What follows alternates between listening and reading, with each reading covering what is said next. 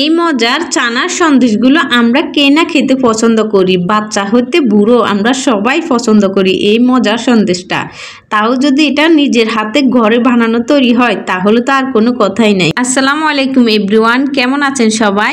আজকে আমি আপনাদেরকে তৈরি করে দেখাবো মজার চানার সন্দেশ। কিভাবে আপনারা এই মজার সন্দেশটা তৈরি করতে পারেন, কিভাবে আপনারা খুব সহজে এবং খুব কম উপকরণ দিয়ে বাসায় তৈরি করতে পারেন, সেই রেসিপিটাই আজকে আপনাদের সাথে আমি শেয়ার করব। চলুন শুরু করা যাক। আমি এখানে টোটাল 1.5 কাপ চানা নিয়ে নিচ্ছি, আর এই চানার রেসিপিটা আমি আগের ভিডিওতে শেয়ার করেছি, আপনারা চাইলে সেই ভিডিওটি দেখে আসতে পারেন। আমি ওখানে শেয়ার করেছি খুব সুন্দর সফট কিভাবে চানা তৈরি করবেন, সব ডিটেলসে আমি ওখানে দেখিয়ে দিয়েছি। আর হ্যাঁ, আপনার চানাটা যদি একেবারে সফট হয় তাহলে আপনার সন্দেশটা একেবারে সফট হবে, খেতে অনেক ভালো লাগবে। যাই হোক, আমি এখানে চানাটাকে একটা প্লেটে নিয়ে হালকা হাতে একটু ভেঙে নিয়েছি। এবার চুলায় একটা ফ্রাই প্যান বসিয়ে দিয়েছি। 2 টেবিল চামচ ঘি আর 3 টেবিল চামচ লিকুইড দুধ দিয়ে মিশিয়ে নিচ্ছি। এটা মিশানো হলে আমি এখানে দিয়ে দিচ্ছি 3 টেবিল চামচ গুঁড়া দুধ। এখানে আমি 3 টেবিল চামচ গুঁড়া দুধ আর এই লিকুইড মিল্কটাকে ভালোভাবে মিক্স করে নিব মিডিয়াম টু লো হিটে।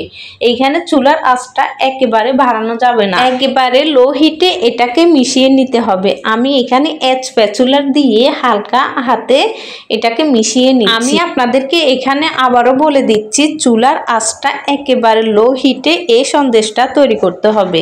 এখানে কোনোভাবে চুলার আঁচটা বাড়ানো যাবে না। এই তো আমি এখানে টোটাল 3 টেবিল চামচ কনডেন্স মিল্ক দিয়ে দিচ্ছি। আপনাদের হাতের কাছে যদি এই কনডেন্স মিল্কটা না থাকে তাহলে আপনারা চিনি দিয়েও এটা তৈরি করতে পারেন। সেই ক্ষেত্রে কনডেন্স মিল্কের পরিবর্তে এখানে টোটাল 3 টেবিল চামচ চিনি দিয়ে দিলেই হবে।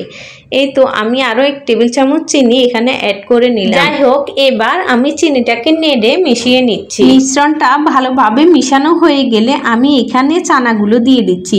চানাগুলোকে এই ইনগ্রেডিয়েন্টসের সাথে ভালোভাবে মিক্স করে নিয়ে নিতে হবে। যাই হোক, এখানে আমি একটা স্প্যাচুলারের সাহায্যে চুলার আঁচটা মিডিয়াম টু লো হিটে আমি এই চানাটাকে ভালোভাবে মিক্স করে নিচ্ছি। এখানে জাস্ট একটু মিক্স করে নিলেই হবে, এখানে বেশি ওভারকুক করা যাবে না।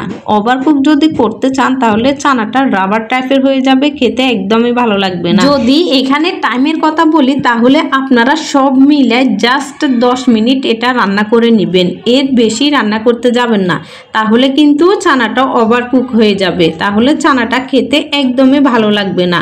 যাই হোক, আমি চানাগুলোকে নামিয়ে একটা প্লেটে স্কোয়ার শেপ করে নর্মাল ফ্রিজে রেখে দিয়েছি 2 ঘন্টার মতো। তো এবার আমি আপনাদেরকে চানার সন্দেশের শেপে আমি চানার সন্দেশগুলো কেটে দেখাবো। যাই হোক, সন্দেশগুলো কেটে নিয়ে আমি একটা প্লেটে সার্ভ করে নিব। আমার এই রেসিপিটা ফলো করে আপনারা বাসায় একবার হলেও ট্রাই করে দেখবেন। আমি নিশ্চিত আপনারা আর দোকান থেকে কিনে খাবেন না, বাসায় এটা তৈরি করবেন।